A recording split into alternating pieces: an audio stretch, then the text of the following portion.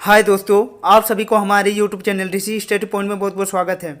आज हम लोग क्लास 9 के विज्ञान के कुछ महत्वपूर्ण सवालों को देखेंगे। आज हम लोग इस वीडियो में सिर्फ फिजिक्स के कुछ सवालों को देखेंगे जो आपके होने वाले एग्जाम के दृष्टिकोण से बहुत ही महत्वपूर्ण होगा। तो चलिए दोस्तों, एक एक करके उन सभी क्वेश्चनों को देखते हैं। आज के हमारे इस सेट का पहला क्वेश्चन कह रहा है कि त्वरण का एसआई मात्रक है। पहला ऑप्शन मीटर, दूसरा ऑप्शन मीटर प्रति सेकेंड, तीसरा ऑप्शन मीटर प्रति सेकेंड स्क्वायर या चौथा ऑप्शन मीटर स्क्वायर प्रति सेकेंड स्क्वायर। तो त्वरण का एसआई मात्रक मीटर प्रति सेकेंड स्क्वायर होता है, इसीलिए इस सवाल का सही जवाब होगा ऑप्शन नंबर 3 मीटर प्रति सेकेंड स्क्वायर। हमारा अगला क्वेश्चन कह रहा है कि इकाई समय में निश्चित दिशा में तय की गई दूरी है। पहला ऑप्शन चाल, दूसरा ऑप्शन विस्थापन, तीसरा ऑप्शन वेग या चौथा ऑप्शन त्वरण। तो इकाई समय में निश्चित दिशा में तय की गई दूरी वेग होती है, इसीलिए इस सवाल का सही जवाब होगा ऑप्शन नंबर 3 वेग। हमारा अगला क्वेश्चन कह रहा है कि निम्नलिखित में कौन सा संबंध सही है। पहला ऑप्शन वेग बराबर विस्थापन बटा समय या दूसरा ऑप्शन वेग बराबर दूरी बटा समय, तीसरा ऑप्शन वेग बराबर दूरी गुना समय या चौथा ऑप्शन इनमें से कोई नहीं।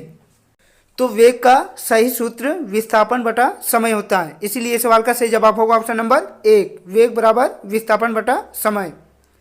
हमारा अगला क्वेश्चन है कि ओडोमीटर मापती है।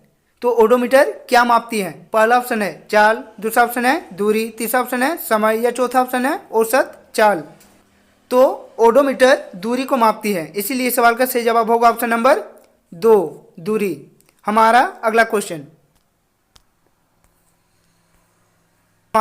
क्वेश्चन कह रहा है कि द्रव्यमान और वेग के गुणनफल को कहते हैं। पहला ऑप्शन संवेग, दूसरा ऑप्शन आवेग, तीसरा ऑप्शन बल या चौथा ऑप्शन दाब। तो द्रव्यमान और वेग के गुणनफल को हम लोग संवेग कहते हैं, इसलिए सवाल का सही जवाब होगा ऑप्शन नंबर 1 संवेग। हमारा अगला क्वेश्चन कह रहा है कि 3 वस्तु ए, बी और सी के द्रव्यमान क्रमश 5 किलोग्राम, 2 किलोग्राम और 10 किलोग्राम है। इनमें से किसका जड़त्व सबसे कम है। पहला ऑप्शन है ए का, दूसरा ऑप्शन है बी का, तीसरा ऑप्शन है सी का या चौथा ऑप्शन है डी का। तो जिस वस्तु का द्रव्यमान सबसे कम होता है उसका जड़त्व भी सबसे कम होता है, और जिस वस्तु का द्रव्यमान सबसे अधिक होता है उसका जड़त्व भी अधिक होता है, इसीलिए इस सवाल का सही जवाब होगा ऑप्शन नंबर 2 बी का। हमारा अगला क्वेश्चन कह रहा है कि न्यूटन के गति का प्रथम नियम व्यक्त करता है। पहला ऑप्शन ऊर्जा, दूसरा ऑप्शन कार्य, तीसरा ऑप्शन जड़त्व या चौथा ऑप्शन जड़त्व आघूर्ण। तो न्यूटन के गति का प्रथम नियम जड़त्व को प्रदर्शित करती है, इसीलिए इस सवाल का सही जवाब होगा ऑप्शन नंबर 3 जड़त्व। हमारा अगला क्वेश्चन नंबर 8 कह रहा है कि रॉकेट तथा जेट इंजन न्यूटन के किस नियम पर कार्य करते। पहला ऑप्शन है न्यूटन का पहला नियम, दूसरा ऑप्शन है न्यूटन का दूसरा नियम, तीसरा ऑप्शन है न्यूटन का तीसरा नियम या चौथा ऑप्शन है इनमें से कोई नहीं। तो रॉकेट तथा जेट इंजन न्यूटन के तीसरा नियम के अनुसार कार्य करती है, इसीलिए इस सवाल का सही जवाब होगा ऑप्शन नंबर 3 न्यूटन के तीसरा नियम। हमारा अगला क्वेश्चन कह रहा है कि 70 किलोग्राम द्रव्यमान के किसी मनुष्य का चंद्रमा पर भार क्या होगा। पहला ऑप्शन है 14.3 न्यूटन, दूसरा ऑप्शन है 98 न्यूटन, तीसरा ऑप्शन है 114.3 न्यूटन या चौथा ऑप्शन है 13.3 न्यूटन। तो 70 किलोग्राम द्रव्यमान के किसी मनुष्य का चंद्रमा पर भार 114.3 न्यूटन होगा, इसीलिए सवाल का सही जवाब होगा ऑप्शन नंबर 3 114.3 न्यूटन।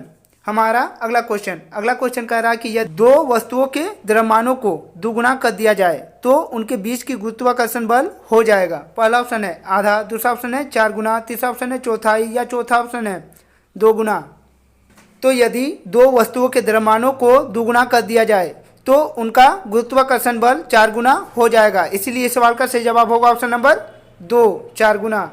हमारा अगला क्वेश्चन कह रहा है कि विस्थापन का एसआई मात्रक क्या है। पहला ऑप्शन है मीटर, दूसरा ऑप्शन है न्यूटन, तीसरा ऑप्शन है सेकेंड या चौथा ऑप्शन है मीटर प्रति सेकेंड। तो विस्थापन का एसआई मात्रक मीटर होता है, इसीलिए सवाल का सही जवाब होगा ऑप्शन नंबर 1 मीटर। हमारा अगला क्वेश्चन कह रहा है कि निम्नलिखित में कौन सदिश राशि नहीं है? पहला ऑप्शन है विस्थापन, दूसरा ऑप्शन है चाल, तीसरा ऑप्शन है त्वरण या चौथा ऑप्शन है भार। तो इनमें से जो चाल है वह एक अदिश राशि है, इसीलिए सवाल का सही जवाब होगा ऑप्शन नंबर 2 चाल। हमारा अगला क्वेश्चन कह रहा है कि यदि किसी वस्तु का विस्थापन शून्य है तो उस वस्तु द्वारा तय की गई दूरी होगी। पहला ऑप्शन है शून्य, दूसरा ऑप्शन है शून्य नहीं, तीसरा ऑप्शन है ऋणात्मक या चौथा ऑप्शन है शून्य अथवा शून्य नहीं भी हो सकता है। तो इस सवाल का सही जवाब होगा ऑप्शन नंबर 4 शून्य अथवा शून्य नहीं भी हो सकता है। हमारा अगला क्वेश्चन कह रहा है कि स्वचालित वाहनों में एक यंत्र लगा होता है जो उनके द्वारा तय की गई दूरी को प्रदर्शित करती है। इस यंत्र को कहते हैं, पहला ऑप्शन है ओडोमीटर, दूसरा ऑप्शन है स्पीडोमीटर, तीसरा ऑप्शन थर्मामीटर या चौथा ऑप्शन इनमें से कोई नहीं। तो स्वचालित वाहनों में ओडोमीटर लगी होती है जो उनके द्वारा तय की गई दूरी को प्रदर्शित करती है, इसीलिए सवाल का सही जवाब होगा ऑप्शन नंबर 1 ओडोमीटर। हमारा अगला क्वेश्चन नंबर 15 कह रहा है कि इकाई समय में वस्तु के द्वारा तय की गई दूरी है। पहला ऑप्शन है चाल, दूसरा ऑप्शन है वेग, तीसरा ऑप्शन है विस्थापन या चौथा ऑप्शन है त्वरण। तो इकाई समय में वस्तु के द्वारा तय की गई दूरी चाल होती है, इसीलिए सवाल का सही जवाब होगा ऑप्शन नंबर 1 चाल। हमारा अगला क्वेश्चन नंबर 16 कह रहा है कि निश्चित दिशा में वस्तु के द्वारा तय की गई दूरी है। पहला ऑप्शन है चाल, दूसरा ऑप्शन है वेग, तीसरा ऑप्शन है विस्थापन या चौथा ऑप्शन है त्वरण। तो निश्चित दिशा में वस्तु के द्वारा तय की गई दूरी विस्थापन होती है, इसीलिए इस सवाल का सही जवाब होगा ऑप्शन नंबर 3 विस्थापन। हमारा अगला क्वेश्चन नंबर 17 कह रहा है कि वेग में परिवर्तन की दर को कहते हैं। पहला ऑप्शन है चाल, दूसरा ऑप्शन है वेग, तीसरा ऑप्शन विस्थापन या चौथा ऑप्शन है त्वरण। तो वेग में परिवर्तन की दर को हम लोग त्वरण कहते हैं, इसीलिए सवाल का सही जवाब होगा ऑप्शन नंबर 4 त्वरण। हमारा अगला क्वेश्चन नंबर 18 कह रहा है कि एक समान गति की अवस्था में त्वरण होता है। पहला ऑप्शन है शून्य, दूसरा ऑप्शन है धनात्मक, तीसरा ऑप्शन है ऋणात्मक या चौथा ऑप्शन है इनमें से कोई नहीं। तो एक समान गति की अवस्था में त्वरण शून्य होता है, इसीलिए सवाल का सही जवाब होगा ऑप्शन नंबर 1 शून्य। हमारा अगला क्वेश्चन कह रहा है कि निम्नलिखित में किन राशियों का SI मात्रक समान होता है। पहला ऑप्शन है चाल और वेग, दूसरा ऑप्शन है त्वरण और विस्थापन, तीसरा ऑप्शन है बल और संवेग या चौथा ऑप्शन है इनमें से कोई नहीं। तो चाल और वेग का SI मात्रक समान होता है, इसीलिए इस सवाल का सही जवाब होगा ऑप्शन नंबर 1 चाल और वेग।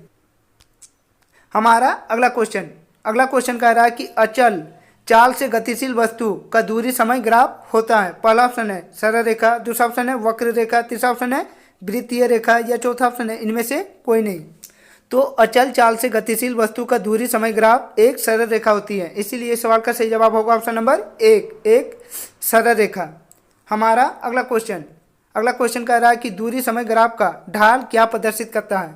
पहला ऑप्शन है विस्थापन, दूसरा ऑप्शन है त्वरण, तीसरा ऑप्शन है एक समान वेग या चौथा ऑप्शन है चाल। तो दूरी समय ग्राफ का ढाल चाल को प्रदर्शित करती है, इसीलिए इस सवाल का सही जवाब होगा ऑप्शन नंबर 4 चाल। हमारा अगला क्वेश्चन नंबर 22 कह रहा है कि वेग समय ग्राफ का ढाल क्या प्रदर्शित करता है। पहला ऑप्शन है विस्थापन, दूसरा ऑप्शन है त्वरण, तीसरा ऑप्शन है एक समान वेग या चौथा ऑप्शन है इनमें से कोई नहीं। तो वेग समय ग्राफ का ढाल त्वरण को प्रदर्शित करती है, इसीलिए इस सवाल का सही जवाब होगा ऑप्शन नंबर 2 त्वरण। हमारा अगला क्वेश्चन कह रहा है कि निम्नलिखित में कौन सही है।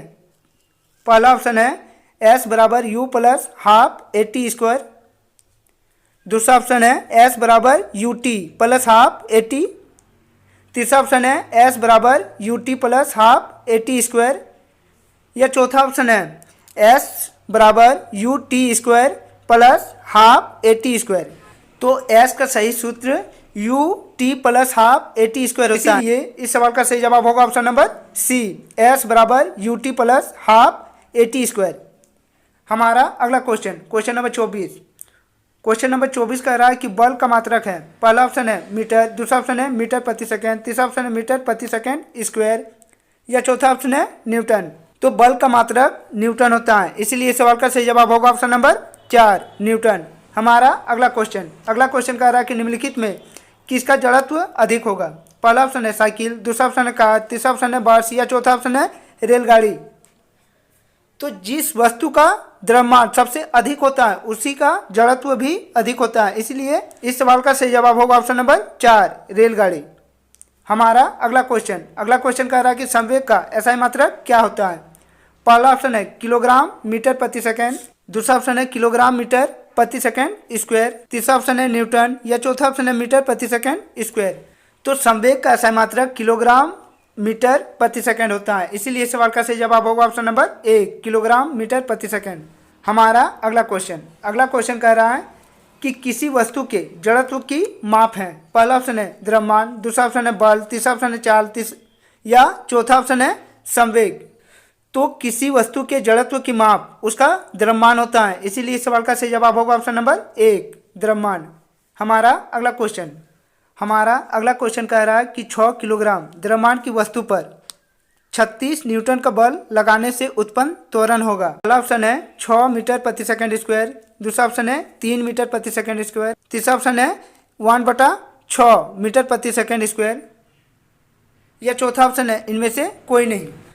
तो 6 किलोग्राम द्रव्यमान की वस्तु पर 36 न्यूटन का बल लगाने से उत्पन्न त्वरण होगा 6 मीटर प्रति सेकंड स्क्वायर। हमारा अगला क्वेश्चन कह रहा है कि सार्वत्रिक गुरुत्वीय स्थिरांक G का SI मात्रक है। पहला ऑप्शन है मीटर प्रति सेकंड स्क्वायर, दूसरा ऑप्शन है किलोग्राम मीटर प्रति सेकंड, तीसरा ऑप्शन है न्यूटन मीटर स्क्वायर प्रति किलोग्राम स्क्वायर, या चौथा ऑप्शन है जूल।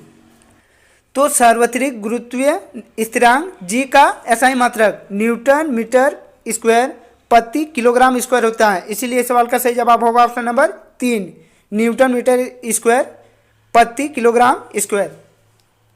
हमारा अगला क्वेश्चन नंबर 30 कह रहा है कि पृथ्वी के गुरुत्वीय त्वरण G का मान है। पहला ऑप्शन है 98 मीटर प्रति सेकंड स्क्वायर, दूसरा ऑप्शन है 9.8 मीटर प्रति सेकंड स्क्वायर, तीसरा ऑप्शन है 0.98 मीटर प्रति सेकंड स्क्वायर, या चौथा ऑप्शन है 0.098 मीटर प्रति सेकंड स्क्वायर।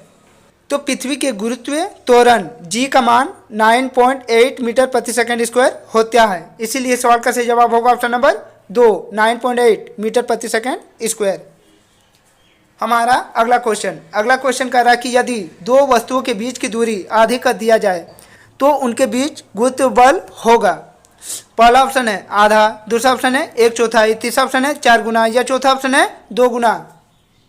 हमारा अगला क्वेश्चन नंबर 32 कह रहा है कि पृथ्वी की सतह से ऊपर जाने पर गुरुत्वीय त्वरण G का मान पहला ऑप्शन है घटता है, दूसरा ऑप्शन है बढ़ता है, तीसरा ऑप्शन है नियत रहता है, या चौथा ऑप्शन है इनमें से कोई नहीं। तो जब हम पृथ्वी की सतह के ऊपर जाते हैं तो गुरुत्वीय त्वरण का मान घटता है, इसीलिए इस सवाल का सही जवाब होगा ऑप्शन नंबर 1 घटता है। हमारा अगला क्वेश्चन कह रहा है कि चंद्रमा की सतह पर किसी वस्तु का भार पृथ्वी की सतह पर उसके भार का कितना गुना होता है। पहला ऑप्शन है 6 गुना, दूसरा ऑप्शन है 2 गुना, तीसरा ऑप्शन है आधा गुना, या चौथा ऑप्शन है 1/6 गुना। तो चंद्रमा की सतह पर किसी वस्तु का भार पृथ्वी की सतह से 1/6 गुना होता है, इसीलिए सवाल का सही जवाब होगा ऑप्शन नंबर 4 1/6 गुना। हमारा अगला क्वेश्चन नंबर 34 कह रहा है कि दाब का SI मात्रक क्या है। पहला ऑप्शन है मीटर, दूसरा ऑप्शन है मीटर प्रति सेकंड, तीसरा ऑप्शन है मीटर प्रति सेकंड स्क्वायर, या चौथा ऑप्शन है पास्कल। तो दाब का SI मात्रक पास्कल होता है, इसीलिए इस सवाल का सही जवाब होगा ऑप्शन नंबर 4 पास्कल। हमारा अगला क्वेश्चन नंबर 35 कह रहा है कि निम्नलिखित में से कौन सा उपकरण द्रवों का घनत्व मापने के लिए प्रयुक्त किया जाता है। पहला ऑप्शन है हाइड्रोमीटर, दूसरा ऑप्शन बैरोमीटर, तीसरा ऑप्शन है थर्मामीटर, या चौथा ऑप्शन है मैनोमीटर। तो द्रवों का घनत्व मापने के लिए हम लोग हाइड्रोमीटर का उपयोग करते हैं, इसीलिए सवाल का सही जवाब होगा ऑप्शन नंबर 1 हाइड्रोमीटर। हमारा अगला क्वेश्चन नंबर 36 कह रहा है कि किसी वस्तु का भार पृथ्वी के केंद्र पर होता है। पहला ऑप्शन है 0, दूसरा ऑप्शन है अनंत, तीसरा ऑप्शन है 70 से अधिक, या चौथा ऑप्शन है इनमें से कोई नहीं। तो किसी वस्तु का भार पृथ्वी के केंद्र पर 0 होता है, इसलिए इस सवाल का सही जवाब होगा ऑप्शन नंबर 1 0। हमारा अगला क्वेश्चन नंबर 37। क्वेश्चन नंबर 37 कह रहा है कि बल एवं विस्थापन का गुणनफल कहलाता है। पहला ऑप्शन है ऊर्जा, दूसरा ऑप्शन है शक्ति, तीसरा ऑप्शन है संवेग या चौथा ऑप्शन है कार्य। तो बल एवं विस्थापन के गुणनफल को हम लोग कार्य कहते हैं, इसीलिए इस सवाल का सही जवाब होगा ऑप्शन नंबर 4 कार्य। हमारा अगला question, question number 38। Question number 38 कह रहा है कि धनुष की तानित डोरी में कौन सी ऊर्जा संचित होती है। पहला ऑप्शन है स्थितिज ऊर्जा, दूसरा ऑप्शन है गतिज ऊर्जा, तीसरा ऑप्शन है उष्मीय ऊर्जा या चौथा ऑप्शन है रासायनिक ऊर्जा। तो धनुष की तानित डोरी में स्थितिज ऊर्जा संचित होती है, इसीलिए सवाल का सही जवाब होगा ऑप्शन नंबर 1 स्थितिज ऊर्जा। हमारा अगला question, question number 39। Question number 39 कह रहा है कि ऊर्जा का व्यावसायिक मात्रक है। पहला ऑप्शन है जूल, दूसरा ऑप्शन है वाट, तीसरा ऑप्शन किलोवाट घंटा या चौथा ऑप्शन है इनमें से कोई नहीं। तो ऊर्जा का व्यावसायिक मात्रक वाट होता है, इसीलिए इस सवाल का सही जवाब होगा ऑप्शन नंबर 2 वाट। हमारा अगला question, question number 40। Question number 40 कह रहा है कि किसी वस्तु का वेग दुगुना किया जाए तो उसकी गतिज ऊर्जा हो जाएगी। पहला ऑप्शन है दुगुनी, दूसरा ऑप्शन है आधा, तीसरा ऑप्शन है चौगुनी या चौथा ऑप्शन है 1/4।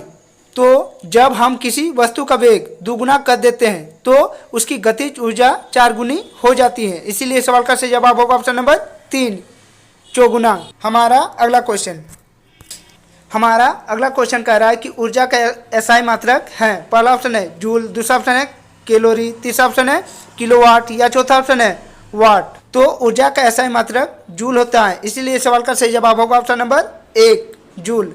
हमारा अगला question, question number 42। Question number 42 कह रहा है कि 50 किलोग्राम की वस्तु को 10 मीटर ऊपर उठाने में किया गया कार्य है।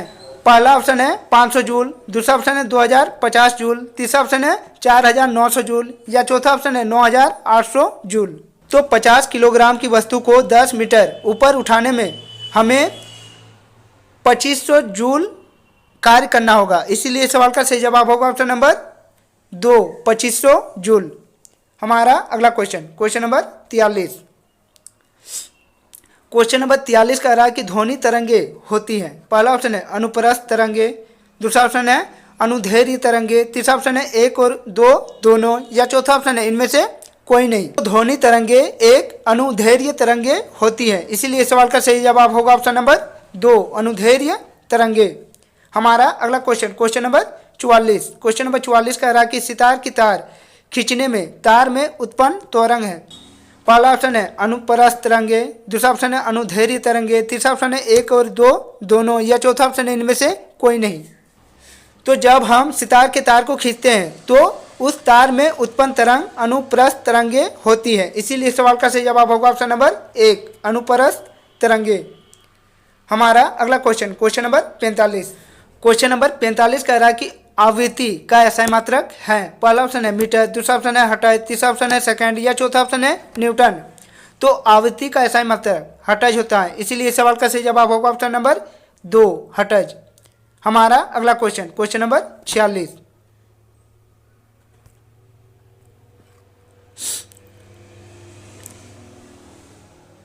क्वेश्चन नंबर 46 कह रहा है कि एकांक समय में पूर्ण होने वाले दोलनों की कुल संख्या को कहते हैं।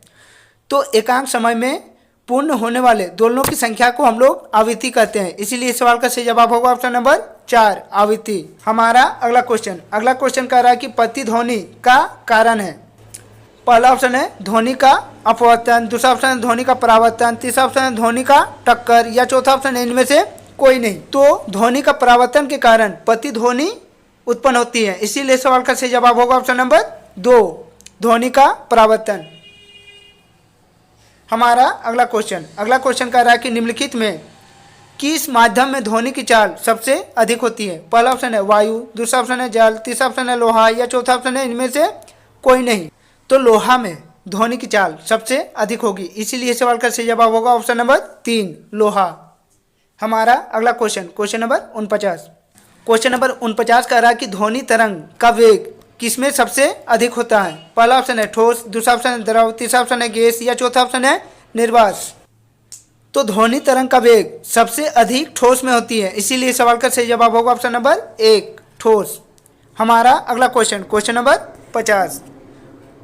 क्वेश्चन नंबर 50 कह रहा है कि सामान्य मनुष्य के कानों के लिए श्रव्यता पारस क्या है। तो सामान्य मनुष्य के कानों के लिए श्रव्यता पारस 20 हर्ट्ज से 20,000 हर्ट्ज के बीच होती है, इसीलिए इस सवाल का सही जवाब होगा ऑप्शन नंबर 1, 20 हर्ट्ज से 20,000 हर्ट्ज। अगला क्वेश्चन कह रहा है कि ध्वनि का वेग किसमें सबसे कम होता है। पहला ऑप्शन है ठोस, दूसरा ऑप्शन है द्रव, तीसरा ऑप्शन है गैस या चौथा ऑप्शन है निर्वात। तो ध्वनि का वेग सबसे कम गैस में होती है, इसीलिए इस सवाल का सही जवाब होगा ऑप्शन नंबर 3, गैस।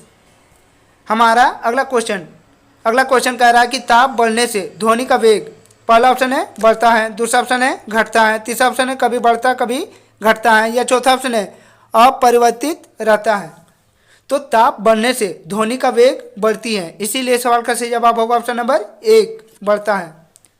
हमारा अगला क्वेश्चन कह रहा है कि रडार किस सिद्धांत पर कार्य करता है। पहला ऑप्शन है श्रव्य ध्वनि, दूसरा ऑप्शन है अश्रव्य ध्वनि, तीसरा ऑप्शन है प्रतिध्वनि या चौथा ऑप्शन है इनमें से कोई नहीं।